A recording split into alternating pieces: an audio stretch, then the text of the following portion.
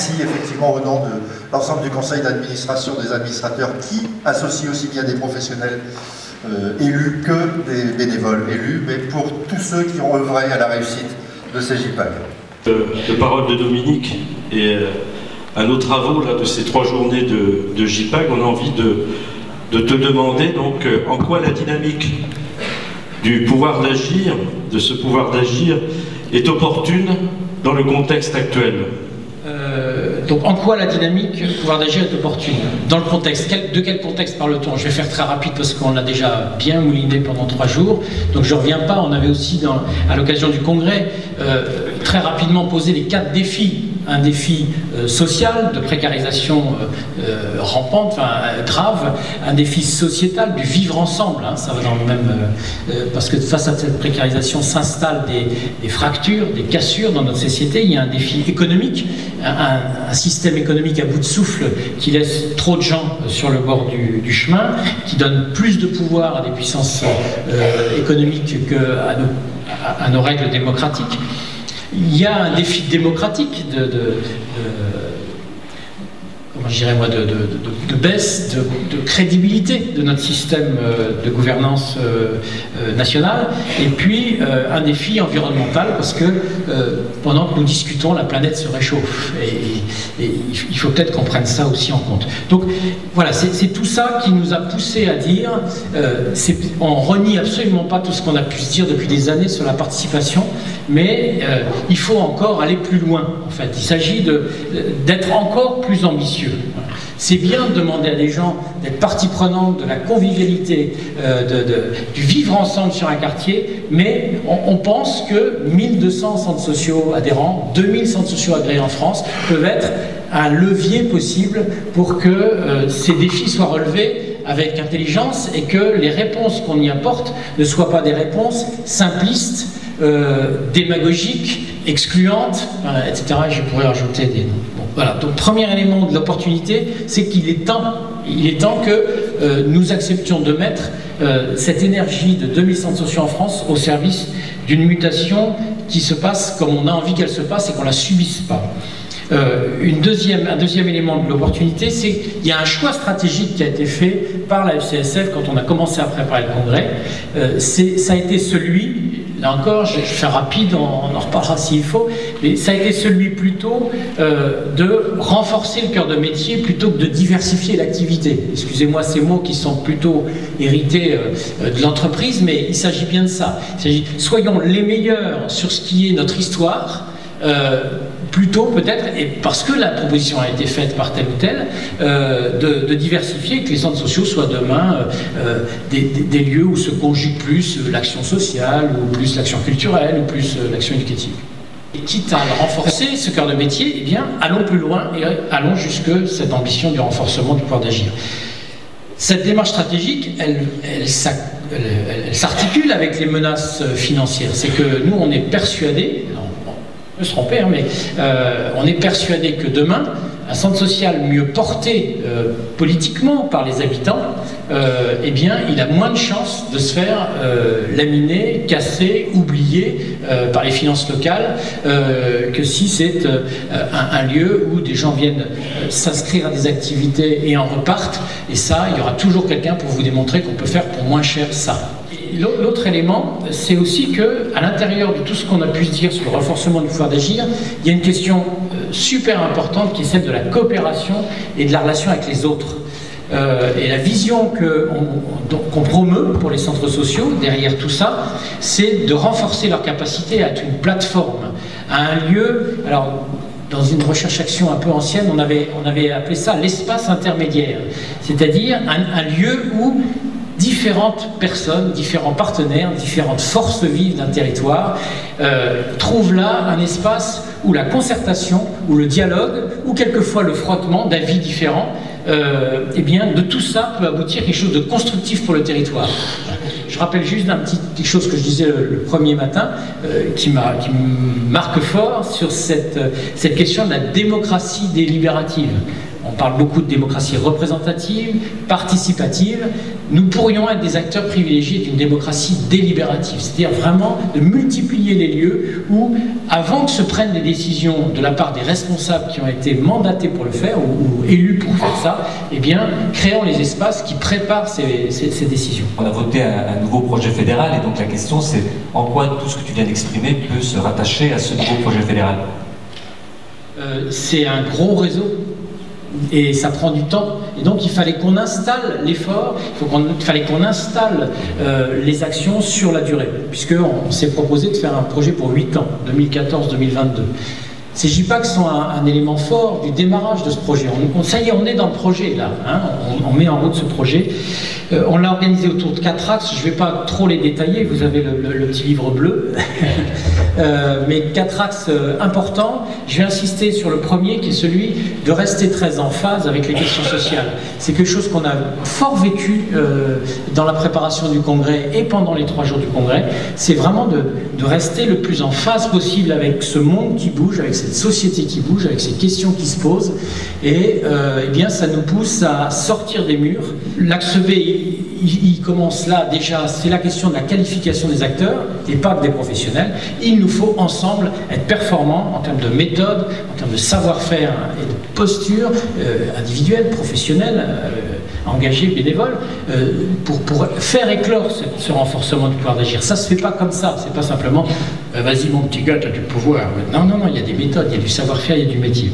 Le troisième, c'est un axe sur la coopération. On ne fera pas tout seul ça. Et la coopération, elle est autant, on désire qu'elle se développe autant entre centres, entre fédérations, mais aussi un centre sur son territoire avec tous les acteurs. J'y reviens pas, j'en ai parlé tout à l'heure. Et le quatrième, qui est un élément aussi de la stratégie dont je vais dire 2 mots, c'est celui de la communication entre nous, mais aussi de la promotion, de l'explication qu'on peut faire de la plus-value de ce qu'est un centre social et ce qu'il apporte sur son territoire. On a en tête, on aimerait inventer, si possible avec vous, un rendez-vous annuel qui porte le label centre social, mais peut-être qui puisse aussi ensuite être approprié par d'autres.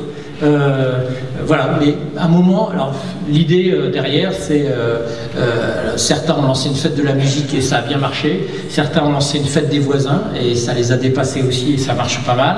Est-ce qu'on a, nous, une idée à lancer, un rendez-vous qu'on lancerait à la France depuis le réseau des centres sociaux, d'un temps de convivialité peut-être, ou de fête, ou de manifestation, ou de rendre visible la capacité citoyenne des habitants sur un territoire. Voilà. Si vous avez des idées de ce qu'on pourrait lancer tous ensemble comme rendez-vous annuel pour rendre visible l'action des centres sociaux, on est preneurs.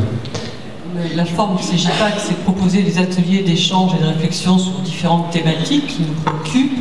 Et lors de ces 4e JPAC, nous avions un atelier qui portait sur la place du projet famille dans le cadre du projet social et qui a recueilli 130 inscriptions. C'est-à-dire qu'il y a un tiers des participants au JPAC qui se sont positionnés sur cet atelier-là. Donc c'est un nombre d'inscriptions très important. Donc il correspond sans doute à des préoccupations très importantes et aussi à des enjeux. Qu'est-ce que tu en penses, toi, François ? Nous, on est très attentifs à ce poste, on est très intéressés de ce qu'il est en train de devenir, pour tout vous dire. Parce qu'il nous semble, là encore, on a besoin de vos retours, mais qu'il est en train de prendre une place un peu particulière dans les équipes, aux côtés, évidemment, de la direction, parce que c'est un poste qu'on a poussé sur la transversalité. De dire on approche les familles, et ben ça oblige de prendre les choses un peu en transversal, et puis on a des choses à dire avec le collègue qui est sur l'accompagnement scolaire, on est aussi en lien avec le collègue qui est sur l'animation jeune, et puis, enfin, etc.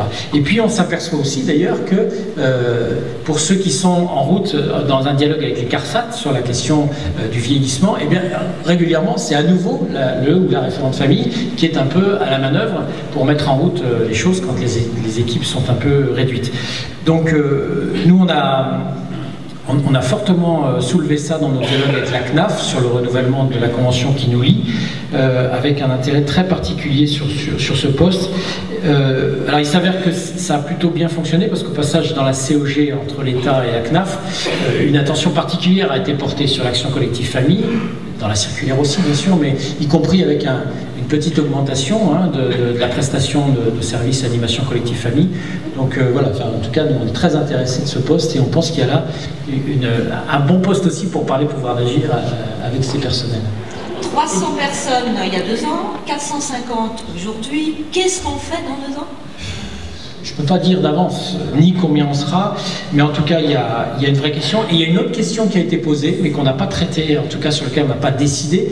Mais il s'avère que ce qu'on vit là, entre professionnels, intéresse beaucoup les bénévoles.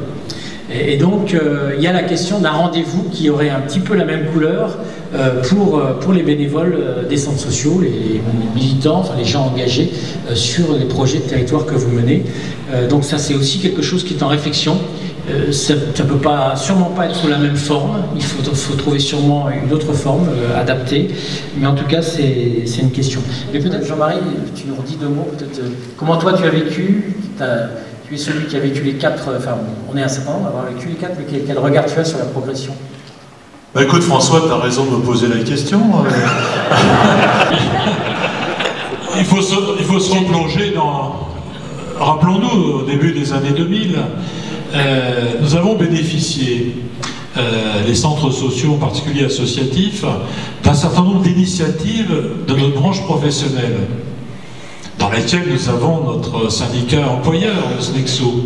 Rappelons-nous la grille de classif. Certes, il y a eu quelques crispations quand nous l'avons découvert, mais difficultés dans l'application, mais avec le recul, on se félicite de ces propositions de notre branche qui nous ont aidés à structurer notre champ professionnel et de faire émerger notre identité professionnelle, au-delà de l'identité de nos missions autour du projet social. Eh bien, à cette époque, rappelons-nous, François, oui, rappelle-toi, François. Aide-moi à me rappeler, Jean-Marie. Mais oui, on s'est dit, mais il ne faut pas qu'il y ait que notre branche professionnelle, bien qu'elle ait toute sa légitimité, pour participer à l'émergence de cette identité professionnelle. Et il nous a semblé que nous, le mouvement fédéral, on avait aussi notre contribution, je dirais, à cette identité, à la construction de cette identité, dont nous avons besoin, nous, en tant que salariés, et qui nous légitime aussi notre action, et vis-à-vis aussi de nos partenaires financiers. Et bien voilà comment quelques fédéraux nationaux, dans les années 2006, ont eu cette intuition de créer ces journées de regroupement des professionnels. Alors il nous fallait un thème, écoutez, à l'époque, voilà, rappelez-vous, suite au dernier congrès de Villebon, où l'animation globale est apparue comme un élément fédérateur, et bien voilà, journée professionnelle d'animation globale. Ben, vous voyez, cette intuition, je pense qu'aujourd'hui, elle se vérifie, elle était bonne, et nous pensons qu'effectivement, il nous faut renforcer cette identité professionnelle, avec évidemment notre branche professionnelle. Vous savez que nous avons des coopérations multiples avec notre branche, avec la CPNEF, avec le SNEXO. Voilà, cette intuition était bonne.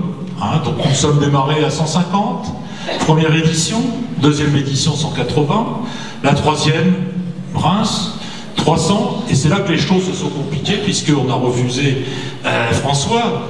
Oui, rappelle-toi, nous étions angoissés, plus de 100 personnes. Vous savez, savoir dire non dans le réseau, c'est très difficile. Très très difficile. Et puis là aussi, on s'est donné les moyens de pouvoir accueillir plus de personnes. Aujourd'hui, 430, 300 à Reims, et nous avons encore refusé plus de 100 personnes. Voilà. Vous voyez, il y a vraiment un besoin très clair des professionnels du réseau pour ce rendez-vous biennal. Au bout de ces 3 jours, j'ai envie de vous dire des trucs, mais ça va être rapide, rassurez-vous. Moi, au fur et à mesure des rendez-vous qu'on vous propose et qu'on propose au réseau, j'ai à chaque fois un immense plaisir de retrouver un réseau qui a la pêche, un réseau qui croit, qui ne se laisse pas écrouler devant un certain nombre de difficultés. C'est très plaisant d'animer un réseau comme celui-là. Voilà. Alors, j'espère que c'est un peu interactif, qu'on vous donne aussi un peu la pêche, mais en tout cas, sachez que vous nous la donnez et vous nous donnez envie d'aller plus loin. Je crois que pour être dans ce monde en mutation, eh bien, on ne peut pas espérer passer comme de l'inoxydable au cœur de cette mutation et ressortir du trou noir comme ça sans avoir subi quelques évolutions et quelques changements. Ça ne se fera pas sans frottement, Ça ne se fera pas sans remise en cause d'habitudes qu'on a, de façon qu'on a de travailler. Voilà. Et donc ça, comment, si on le sait, mais comment on le pose, comment on le vit avec un peu de sérénité. C'est pas parce que ça bouge que c'est pas bien. Mais après, il faut que ça soit maîtrisé et il faut qu'on ouvre des espaces de débat parce qu'on a besoin de l'avis de chacun dans sa sensibilité, dans son histoire, dans ce à quoi il tient. C'est dans cette confrontation-là qu'on trouvera le juste chemin de l'évolution. Et en même temps, pour ça, j'ai envie de vous dire, pas de questions taboues, pas de posture idéologique. Acceptons la remise en cause. C'est pas parce que dans un débat, on va dire ça serait bien de faire comme ça et que ça me semble complètement en dehors de toutes mes valeurs que l'autre est un con. Enfin, vous voyez, ouvrons ces espaces de débat, acceptons de déconstruire. Ça ne veut pas dire que derrière, on ne va pas reconstruire comme on faisait avant, mais on saura pourquoi on continue de faire comme avant. Donc, voilà.